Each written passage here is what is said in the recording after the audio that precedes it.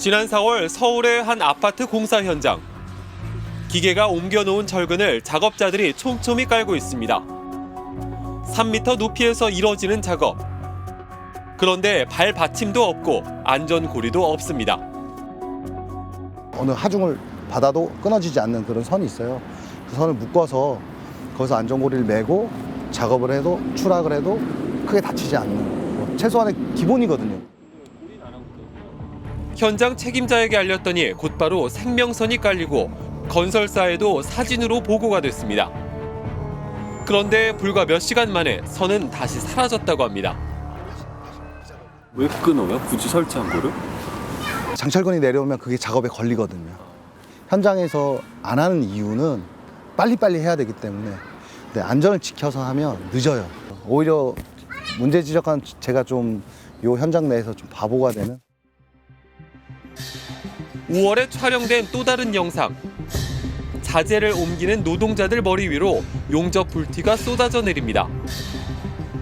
불이 붙을 수 있는 주변 목재 등에 불티가 튀는 것을 막아주는 방화포는 보이지 않습니다.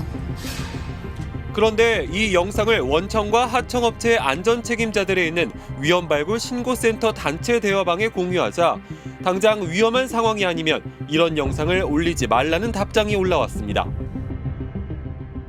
당장 위험한 이렇게 시급한 위험 상황이 아닐 때에는 사진을 올리지 말아 주시기 바랍니다라고 올렸어요. 그 다음부터는 저희가 올리지 않았습니다. 막 위험한 순간이 아니면 올리지 마세요라는 거는 누가 쓴 거예요? 원청의 안전 매니저가 그렇게 올렸어요. 이에 대해 건설사 측은 유해 위험 요소가 보고되면 지체 없이 신속하게 처리하는 것이 원칙이라며 우선순위를 정해서 처리하기는 하지만 신고 접수가 이뤄진 내용에 대해서는 모두 조치를 완료했다고 해명했습니다. 이 공사 현장에서 영상을 촬영하고 위험 요인을 보고한 두 사람은 모두 노조원이었습니다. 다른 네. 일하는 근로자들도 이거 너무 위험하다 문제 제기를 안 하나요? 문제 제기를 하는 순간 너 내일부터 나오지 마요. 그러니까 아무 말 안 하는 거예요. 또 그렇게 했던 게 또 익숙한 거고. 현장 분위기가 이렇다 보니 이들조차 이제는 안전 문제를 제기하는 걸 반쯤 포기했습니다.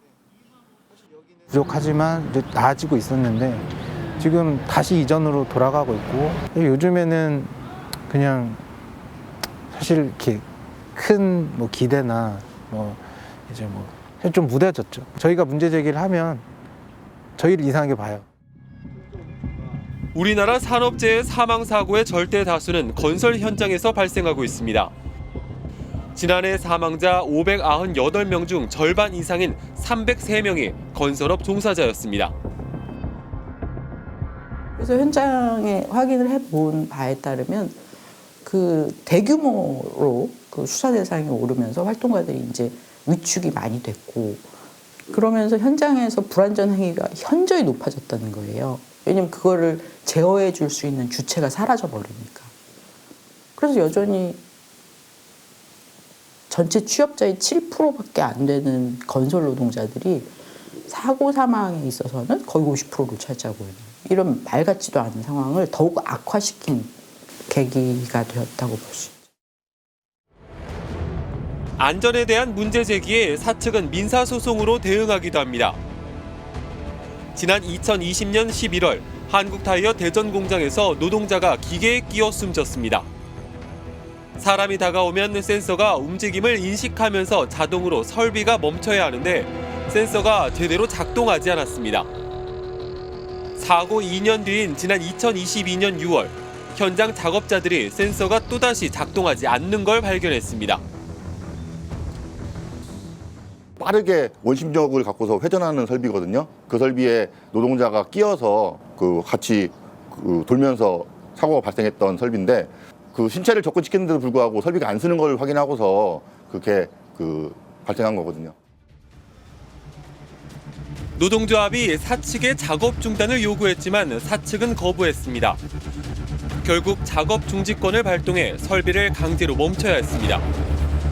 급박한 위험이 있는 경우 근로자가 작업을 중지하고 대피할 수 있는 산업안전보건법에 규정된 권한입니다. 현장 조사에 나선 대전지방노동청 역시 설비 문제가 있는 것을 확인하고 시정 지시를 내렸습니다. 사측은 시정 명령에 따라 설비를 고쳤습니다. 문제는 그 다음이었습니다. 한국타이어 사측은 명확한 작업 중지 사유를 밝히지 않고 다른 기계까지 모두 중단시키는 바람에 회사가 입은 피해가 컸다며 노동조합 간부 3명을 상대로 9천만 원의 손해배상을 청구했습니다. 회사에서 제일 많이 하는 얘기가 안전이에요. 그 생산량 안 나와도 되니까 안전하게 작업하라. 근데 막상 위험하다고 해서 작업 중지권을 행사했는데 이렇게 손해배상을 청구하고 징계를 내리고 있는 상황이 말도 안 되는 거죠. 어느 누가 작업 중지권, 내 안전을 생각해서 작업 중지권을 행사할 수 있겠어요?